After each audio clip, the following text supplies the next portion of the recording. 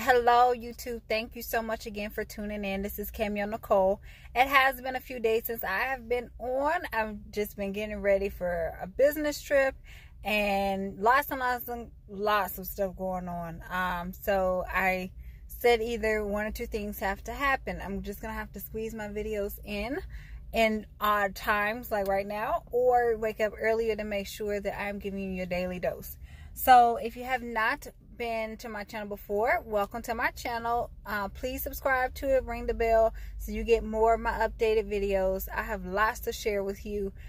We've been in a series of custody right now. If you know anybody going through custody, divorce, separation, anything like that, please share my video with them, because maybe something that I say may be of some help to them. I don't speak from legal experience, but I do speak from actual experience, just going through it personally in my life. So I just want to give back. So one of my biggest things today is it hurts. And what do we do when it hurts? So it hurts when the separation begins. It hurts when it's a reality. It hurts when you now have to face divorce. It hurts to realize that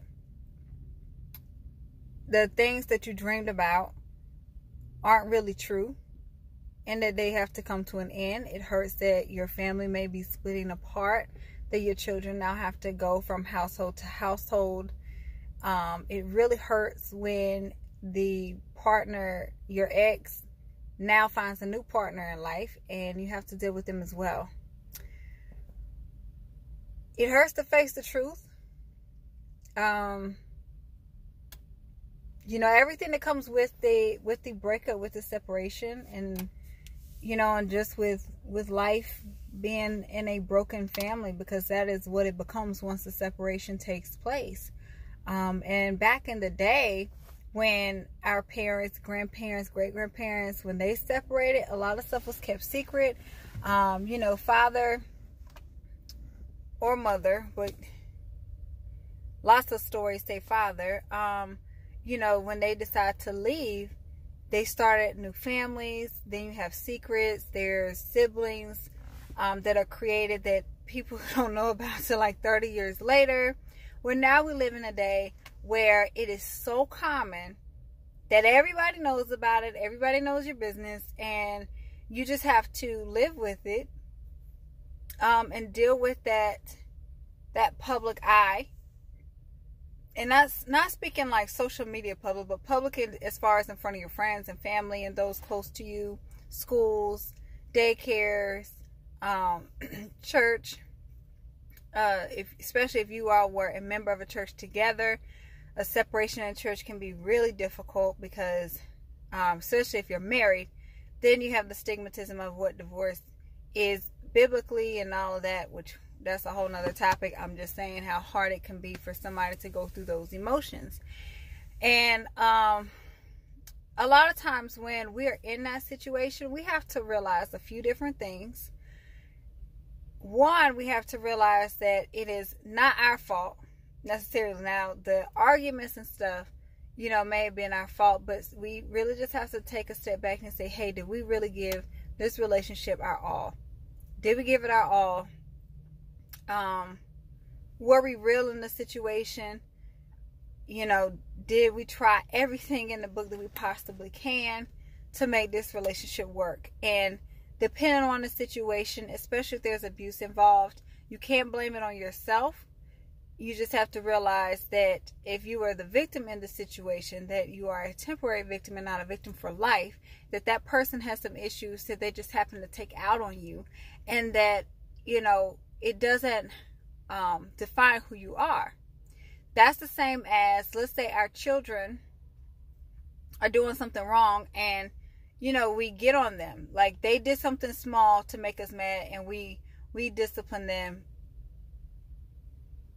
You know, we still love them, and we still care, and we're still going to be there for them. But in an abusive situation,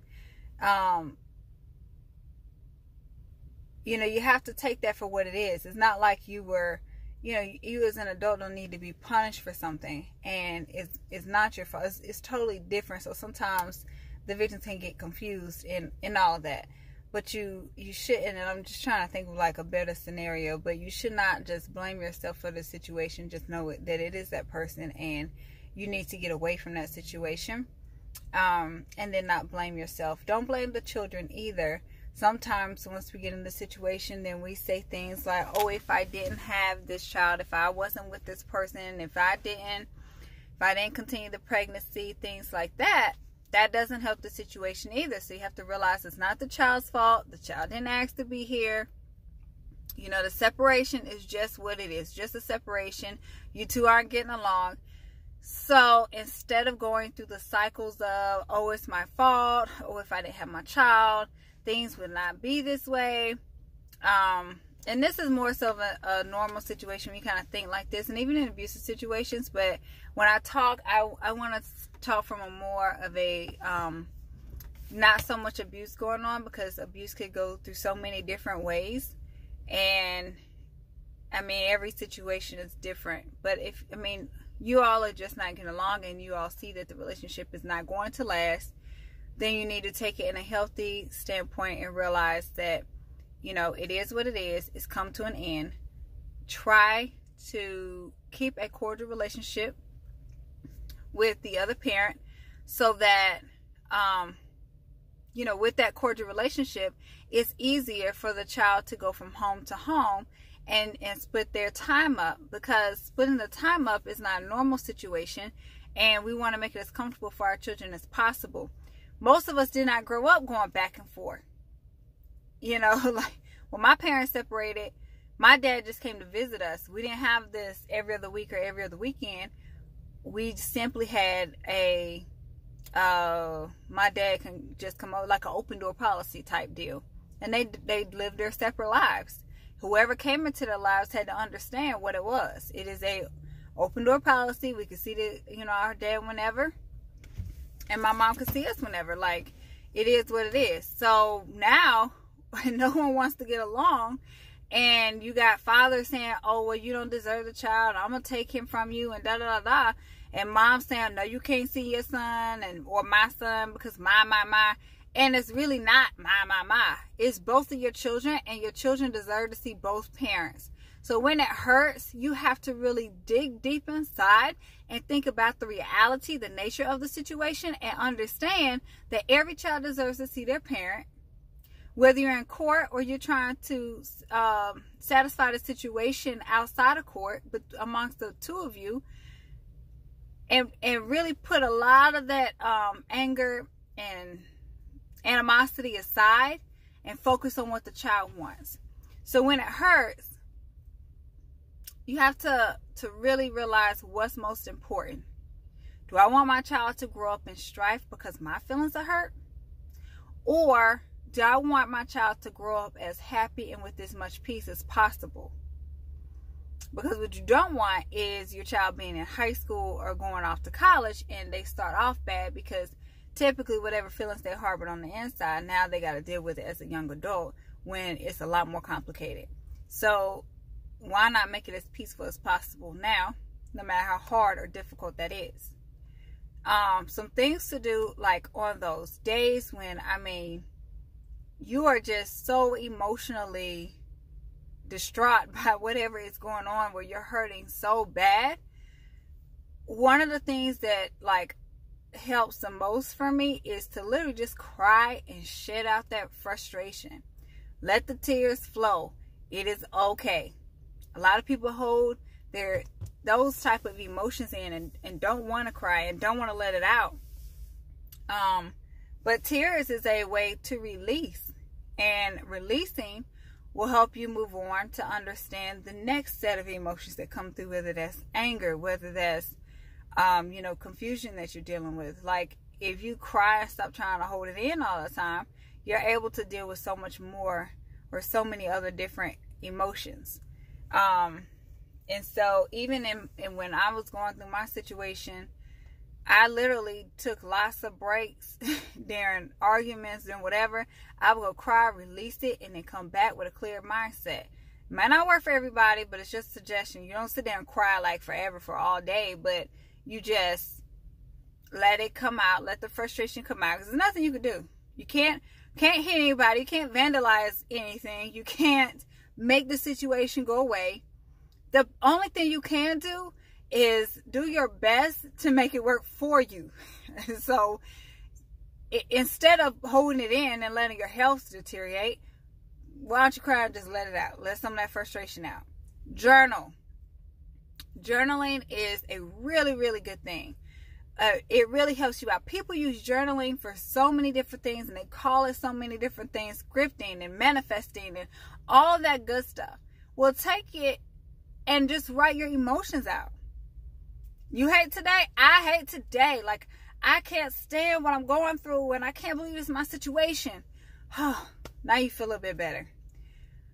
I remember when we used to go to the park and we held hands and we talked about having a family, and I can't believe my family is falling apart. But, you know, I guess it is what it is, because we did fight a lot after 3 months. Like, this is how the journaling starts. Once you start writing, the thoughts should just start flowing. And if you allow yourself that, it will flow, and you will be able to get out those emotions and be able to kind of move on to think past those hurt feelings and anger that you're experiencing. Laugh, watch a good movie, be with good friends, like go bowling, go skating. Like, even if you're an adult, like, go do something that's out of the box and have a good time doing it. Because not only does it hurt when you're in court, or if you're just in the midst of the separation, y'all are talking about custody agreements and visitation and all of that. All of that is just a stressful conversation. So no matter if it's court or between the two of you, you need to find an outlet of laughter. And then when the custody agreement starts and you have to let your child go or your children go, those nights can be lonely, and you can you know, feel bad about it. So during those times, you want to make sure that you have time set up so that you're not alone. You want to automatically be alone, but in order to help you get through the day, it would be best to not just sit alone and make time for your friends. Go to the movies, go out to eat, have good laughter. Like, some days it just helps to just do so much in the day that you don't have a choice but to just fall out and go straight to sleep when you get home, so you can deal with those emotions. But you had so many good emotions, you're not even going to think about the pain that come with, you know, letting your children go, or the separation and all of that. So these are things that just kind of help me along the way. Coloring, they have the adult coloring books now. Painting, I love wine and paint. I mean, it's just been an amazing journey to just start to find different things that I like and that I love. Bible studies are really good. I have grown so much spiritually and really invested in my Bible studies and making good friends and connections. So the time that I didn't have my children, like when they started going to see their dads, and one day I'll share my story on here, but it hurt, because it mainly hurt because my dream of having a family was no longer possible, and keeping my kids and my family just all together was no longer possible. However, though, I knew that despite my feelings, I had to allow them to still see their fathers and build those relationships and be as supportive as possible, no matter what I felt. And now it's not as easy as what it sounds by any means, and there were a lot to go with it. But my main goal was to make sure they knew their father. I don't care what anybody says. That is the one thing I would try to control it. And I'm going to do a video on trying to control it, because you can't do that.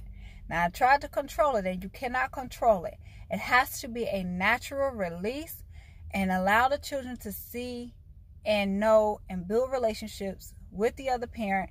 Now, and if you're a father watching this and you have a mother, you have to, if there's nothing wrong, if they're not on drugs or alcohol, and gang banging and whatever, because moms and dads do the same thing. If they're not in the streets, if they're not abusive, you have to, because it's best for the child. Remember how you felt when you weren't your mom or dad. So we have to get over this. And when it hurts, because it hurts, when it emotionally is tearing you up on the inside and you don't have anybody to talk to, you feel like nobody in the world knows what you're going through, where you are all alone and you're the only one in your friend or family circle going through this, and you just asking God, why? Why me? Why does my family have to be torn apart? Why do I have to go to court for this? Why do I have to let my family go through this? And why do I have to be away from my kids? You don't have to ask those questions, because at the end of the day, it's just fair to the child. And they really need their other. They need both parents. They need them to be cordial and to work together. Lots of pride has to be swallowed, and a lot of pain has to be worked through. But it is possible. You will make it. You will get through it. I promise you that. There is light on the other side if you keep pushing through. It's just like having your own business. Those of you who are managers, who have your own business, supervisors, CEOs, anybody on here, it is just like that. There is a goal. There is purpose. There is, things to achieve. You have to work together. You have to solve problems. You have to do a lot of logical and critical thinking. Like, you have to get to that next level. And the way you put steps into your business, you have to put steps for your child's life. What is the best way to raise a successful child? That starts with being cordial with the other parent, no matter how much you disagree, because at the end of the day, the child still needs both. They love both parents equally. And again, I say this without any child abuse, make sure, like, I'm not saying go see your child and they're getting beat every day. Different situation. I'm saying in a normal circumstance, our main goal as parents, as moms, as dads, is to make sure we're raising our children to the best of our abilities. No, we may not agree on bedtimes. That does not mean they can't go. No, we don't agree on who they're dating. Are they hurting your child? No, you just don't like them. That's not good enough. Even when it hurts, you have to find a way to cope, to deal with it, and allow your child to be a child without all the drama. So that's my spiel for today. I will be back on hopefully tomorrow as I go on my business trip. I want to make sure I'm still being true to my audience and my videos and putting my information out there, because I pray that it helps somebody who is going through something, because at the time that I was going through things, there was no one. I couldn't find anybody who understood a glimpse of what I was going through until it was pretty much almost over. And so, of course, I still go through things, but when it hurts, you help others. When it hurts, you laugh. When it hurts, you find community. When it hurts, you let go a little. Sometimes a lot. And remember, your child comes first in the situation. I will talk to you next time. Please subscribe to my channel if you haven't. And if this video helped you, share with a friend who may be going through something similar, or just maybe need some support. Leave a comment. Talk to me. Let me know what your thoughts are. Hope you have a great day, and I will talk to you next time.